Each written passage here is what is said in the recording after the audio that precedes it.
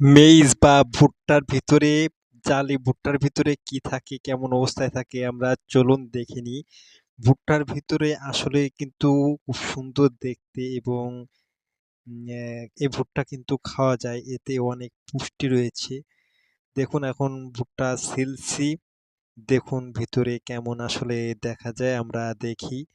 ভুট্টার ভিতরে ভুট্টার যে মোচা আসলে এটাকে আমরা মোচা বলি। এই মোচার ভিতরে আসলে দেখতে কেমন দেখা যায় চলুন আমরা দেখে নিই।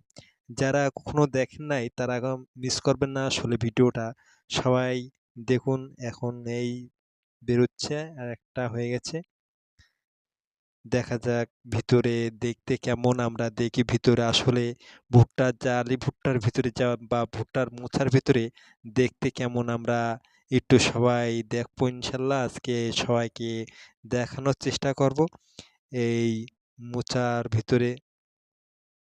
এই দেখুন বের হয়ে গেছে এর ভিতরে কিন্তু চুলের মতন খুব সুন্দর আসলে সূক্ষ্ম জিনিস দেখতে।